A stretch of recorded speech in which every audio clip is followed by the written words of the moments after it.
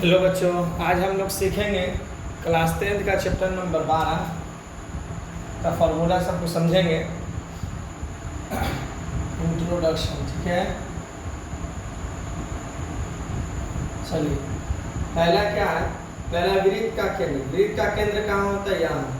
इस वृत्त के बीच वाले सेंटर को, इस जगह को केंद्र कहते हैं, यानी ओ पॉइंट को क्या कहते हैं? केंद्र, जिसे ओ से लिखते हैं। अब अगला लिखा वृत्त की त्रिज्या। वृत्त की त्रिज्या को कैपिटल आर से या स्मॉल आर से लिखा जाता है। कहाँ से कहाँ तक होता है? यहाँ से यहाँ तक, यानी ओ से लेकर ए तक की दूरी को क्या कहते हैं? आर, कैपिटल आर या स्मॉल आर, ठीक है। वृत्त का व्यास। वृत्त का व्यास किसे कहते हैं?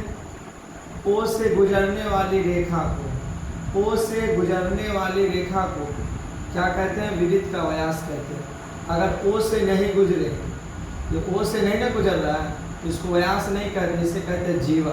क्या कहते हैं? जीवा, ठीक है। यहाँ से लेकर यहाँ तक की रेखा को कहेंगे व्यास। क्या कहेंगे? व्यास, जिसका वैल्यू होता है d बराबर 2r। क्या होता है? d बराबर 2r, या कैपिटल D बराबर कैपिटल 2r लिख लो। क्लियर? अब अगला वृत्त की परिधि। वृत्त की परिधि किसे कहते हैं? ये तो r है। वृत्त की परिधि कहते हैं इस रेखा को, इस लाइन को कहते हैं वृत्त की परिधि, है ना। इस रेखा को कहते हैं वृत्त की परिधि। लाइन को सिर्फ लाइन को ही कहते हैं वृत्त की परिधि, जिसे c बराबर 2πr लिखते हैं। c बराबर लिखते हैं, c से लिखते हैं, ठीक है।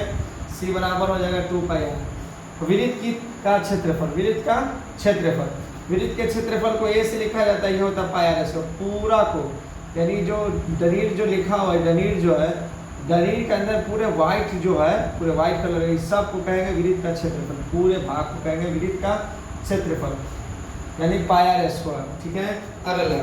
अगला लिखा लघु वृत्त त्रिज्याखंड का क्षेत्रफल। लघु वृत्त त्रिज्याखंड, यहाँ पे क्या लिखा हुआ? त्रिज्या। जो त्रिज्या से कटे उसे कहेंगे त्रिज्याखंड। और लघु का मतलब बहुत छोटा, इस वाले भाग को कहते हैं लघु त्रिज्याखंड। यहाँ पर एंगल बनता है, तो क्या बनता है? ठीठा बनता है। क्या बनता है? ठीठा, ठीक है। यहाँ पर क्या बनता है? ठीठा, ठीक है। यहाँ से यहाँ तक की दूरी को कहते हैं लघु। टोटल इतना दूरी को कहेंगे लघु। लघु का मतलब होता है छोटा। एक केक का टुकड़ा, अगर केक को ऐसे भाग से काटा जाए उसी को कहेंगे लघु, ठीक है। अब चलिए, अगला लिखा दीर्घ त्रिज्याखंड। तो दीर्घ त्रिज्याखंड का मतलब होता है बड़ा। दीर्घ का मतलब होता है बड़ा। ये ठीठा है, तो ये वाला भाग हो जाएगा 360 डिग्री माइनस ठीठा, यानी ये वाले भाग को कहेंगे लघु। दीर्घ कहेंगे, क्या कहेंगे?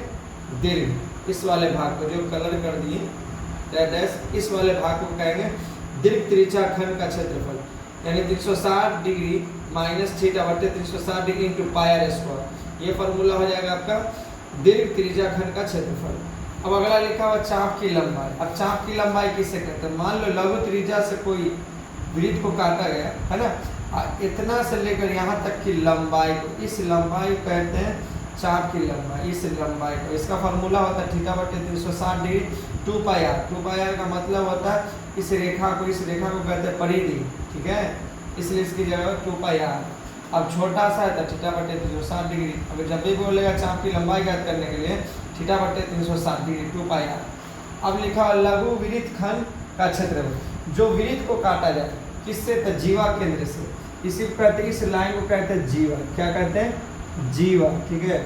वृत्त का कहीं भी से काट दो, सिर्फ केंद्र से ना कटे। कहाँ से? केंद्र से नहीं कटने वाली रेखा को जीवा कहते हैं। अगर केंद्र से कट जाए तो उसे व्यास कहते हैं।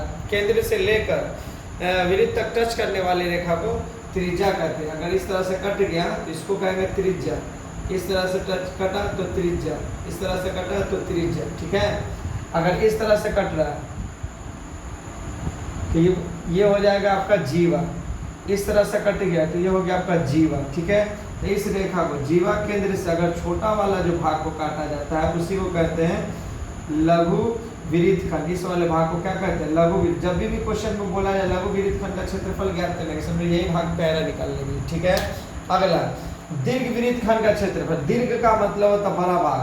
अब इसमें देखो, बड़ा भाग आपको पहचानना होगा। ये वाला भाग को कहेंगे बड़ा भाग, इस वाले भाग को।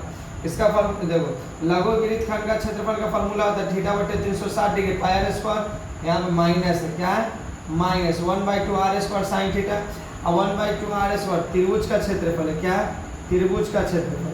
अब त्रिभुज का क्षेत्र का फॉर्मूला होता है 1/2 आर स्क्वायर साइन थीटा, ये भी होता है √3/4 है ना, √3/4 भी होता है, क्लियर, आर का स्क्वायर यानी भुजा का स्क्वायर। अब ये भी हो सकता है 1/2 आधार गुने ऊंचाई, किसका फॉर्मूला होता है त्रिभुज का क्षेत्रफल। तो आपको यही याद रखना है 1/2 R square sine theta, clear. अब दीर्घ वृत्तखंड का क्षेत्रफल होता है pi R square minus theta बटे 360 degree pi R square plus 1/2 R square sine theta, clear. अब देखो यहाँ लिखा हुआ जीवा, जीवा का मतलब समझाएंगे, ए से लेकर बी तक की दूरी को कहते हैं जीवा। अब जीवा किसे कहते हैं, जो वृत्त के केंद्र से ना गुजरे, है ना, उसी को जीवा के। अगर वृत्त के केंद्र से गुजरने वाली रेखा को व्यास कहते हैं, ठीक है, क्या कहते हैं व्यास। जो यहाँ गुजारा गया इस तरह से, अगर इस तरह से गुजर रहा तो ये व्यास है, कि केंद्र से गुजरता हुआ रेखा को कहते हैं व्यास, ठीक है, क्लियर।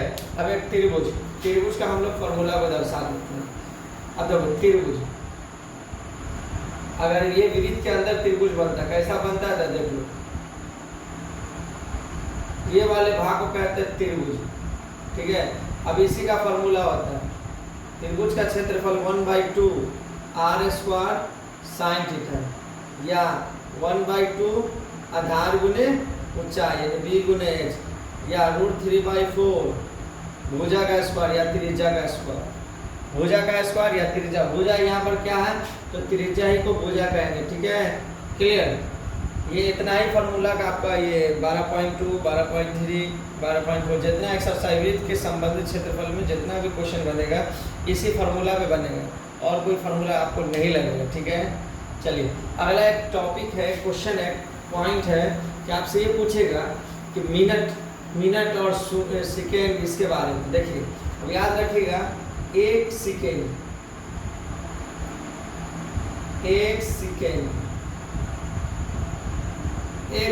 में कितना डिग्री कोण बनता है, एक सेकेंड में कितना डिग्री कोण बनता है, याद रखिए 6 डिग्री। कितना, एक सेकेंड में। सेकेंड वाली सुई जो होती है, जैसे ये इस तरह से घड़ी होता है, उसमें टोटल 3 कांटा होता है ना, तो इस तरह से कांटा होता है, तो 1 2 3 इस तरह से लिखा रहता है ना। कहने का मतलब सेकेंड वाला जो सुई होता है, मान लो सेकेंड वाला सुई वो एक सेकेंड में 6 डिग्री का कोण बनाता है। कितना डिग्री, 6 डिग्री। मिनट वाली सुई, ठीक है, एक मिनट में 6 डिग्री का कोण बनाता है। कितना, 6 डिग्री। अगर पूरा घूम जाए, पूरा घूमेगा तो 60 मिनट हो जाएगा ना, इसलिए सेकेंड वाला 1 मिनट में कितना डिग्री का कोण बनाता है, 6 डिग्री। और आवर यानी घंटा में, यानी घंटा वाला सुई जो होता है वो 1 घंटा में 30 डिग्री का कोण बनाता है। कितना, 30 डिग्री। कैसे बताइए 30 डिग्री होगा, देखो 1 मिनट में कितना डिग्री, 1 मिनट में कितना डिग्री होता है, 6 डिग्री।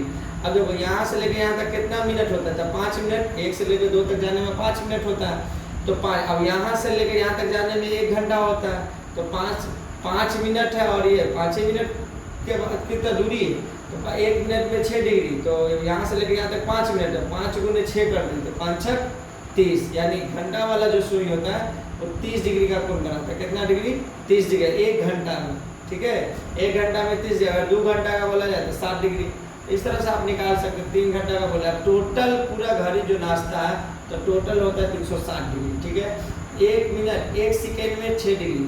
सेकेंड वाली सुई जो होती है, सेकेंड वाली सुई 1 सेकेंड में 6 डिग्री, मिनट वाली सुई 1 मिनट में 6 डिग्री, घंटा वाली सुई 1 घंटा में 30 डिग्री का कोण बनाते हैं, ठीक है।